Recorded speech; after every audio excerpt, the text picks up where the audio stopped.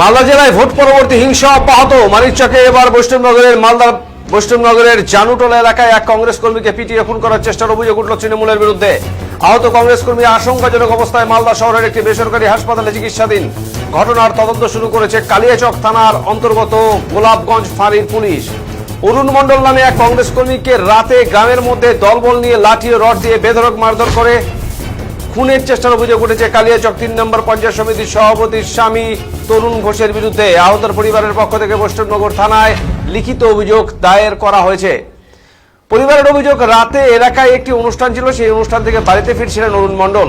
এই সময় তৃণমূল নেতা তরুণ ঘোষ দলবল নিয়ে তার পথ আটকায় এবং তাকে বেধড়ক মারধর করে খুনের চেষ্টা করে। তার অবস্থা আশঙ্কাজনক।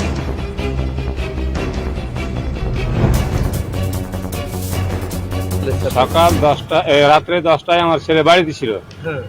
আবার বন্ধু বান্ধব কয়েকজন আসলো, এসে বলছে যে ওই বালুগাঁয়ে একটা পিকনিক আছে, তো জন্মদিন ছিল আর কি, সেখানে ভোজ খেতে গেল। আমরা বসে আছি, আবার ফোন করলাম ছেলেকে, ছেলে যে আমি খাচ্ছি, এখন আসছি। তারপর আসার সময় তরুণ ঘোষেরা ওখানে দলবল নিয়েছিল বিজয় মোড়ে, সেখানে মারধর করলো, মানে মরেই গেছে আর কি, হজগান ছিল না। তারপরে মামুনি, ওই জেলা সভাপতি মামুনি, ও খবর পেলো, ও এসা তুলে নিয়ে আসলো। আমরা কংগ্রেস করছি, ওরা তৃণমূল করছে। কে মেরেছে আপনার ছেলে? মেরেছে তরুণ ঘোষের দলবল। কে তরুণ ঘোষ কোন দল করে? এই তৃণমূল করে। আর আপনারা? আমরা কংগ্রেস করি। আপনার ছেলের নাম? অরুণ মণ্ডল। আপনার নাম? রমেশ মণ্ডল। বাড়ি? বাড়ি জানুটোলা, পোস্ট মকান্তটোলা, থানা কালিয়াচক। কংগ্রেসের অভিযোগ, নির্বাচনে মালদা দক্ষিণ কেন্দ্রে পরাজিত হয়ে তৃণমূল সন্ত্রাস সৃষ্টি করছে। মানিকচকে যেভাবে কংগ্রেস কর্মীকে খুন করেছে, একই কায়দায় বৈষ্ণবনগরেও সন্ত্রাস সৃষ্টি করেছে। গ্রাম্য বিবাদের জেরে এই ঘটনা, পাল্টা দাবি তৃণমূলের। ঘটনার তদন্ত শুরু করেছে পুলিশ। আপনাদের এক কর্মীর উপর আবার হামলা হয়েছে, কিভাবে দেখছেন? একের পর এক আপনাদের কর্মীদের উপর হামলা হচ্ছে, কি অভিযোগ আপনাদের?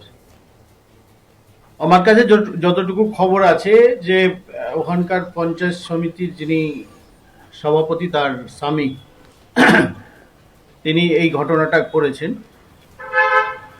এই তৃণমূল পার্টির এটা বড় নীতি এবং সংস্কৃতি। সারা বাংলায় আমরা লক্ষ্য যদি করি যে কে কত বড় মাস্তান হতে পারে, এলাকার ডন হতে পারে। আমরা দেখেছি অনুব্রত মণ্ডলকে, আমরা দেখেছি আরাবুলকে, আমরা দেখেছি মনিরুলকে। তো এলাকায় কে কত বড় মাস্তান হতে পারে, এটা পরিচয় দিতে হয়। এই কদিন আগে আমরা দেখেছি, এই মানিকচকেও আমরা দেখেছি, গোপালপুরে একটা ভালো ছেলে, 22 বছরের ছেলে, সে আর্মিতে, ইন্ডিয়ান আর্মিতে জয়েন করতো আর কি, তাকে পিটিয়ে মারা হয়েছে। সেম কেস আজকে আমরা লক্ষ্য করেছি কালীচক 3 বৈষ্ণবনগরে হয়েছে।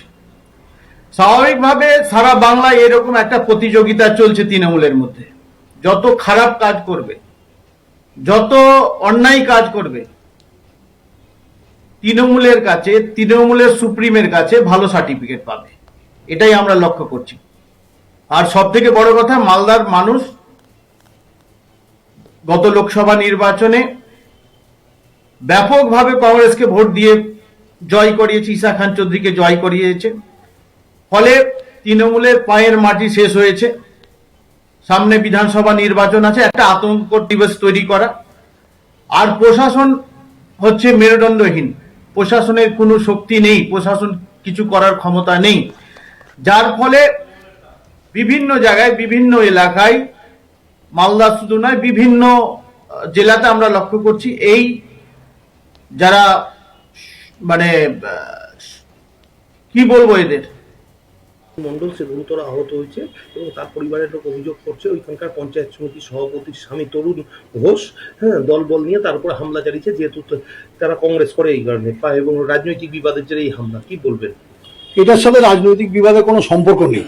আর আপনি যেটা অরুণ মণ্ডলকে কংগ্রেস কর্মী বলে আখ্যায়িত করলেন, একটুখানি বৈষ্ণবনগরের মাটিতে গিয়ে খোঁজ নেন অরুণ মণ্ডল আসলে কি করে, তার সমাজের স্ট্যাটাস কি, তিনি বিভিন্ন ধরনের কি কি ব্যবসার সাথে যুক্ত এই ব্যাপারটা খোঁজ নেন। এখানে কংগ্রেস, সিপিএম, বিজেপি, তৃণমূলের কোনো ব্যাপার নেই। সমাজ বিরোধীদের সাথে সমাজের মানুষদের লড়াই, সেই লড়াইয়ে যারা সমাজ বিরোধী তারা হয়তো আক্রান্ত হয়েছে, যাদের অসুবিধা হচ্ছে তারা পারিবারিক জীবন রক্ষা করার জন্য বিভিন্নভাবে এর আগে সমস্যায় পড়েছেন। আমাদের কাছে যেটা খবর আছে সেটার সাথে এই যে ঘটনা আপনি উল্লেখ করলেন তার সাথে কোনো রাজনৈতিক দলের কোনো সম্পর্ক নেই। সম্পূর্ণ ব্যাপারে সমাজ বিরোধী যারা, তাদের উপরে আমরা যেটা খবর, গ্রামের মানুষ তাদের বিচার নেওয়ার জন্য তাদেরকে তাড়া করেছে। মন্ডল সে গুরুতর আহত হয়েছে।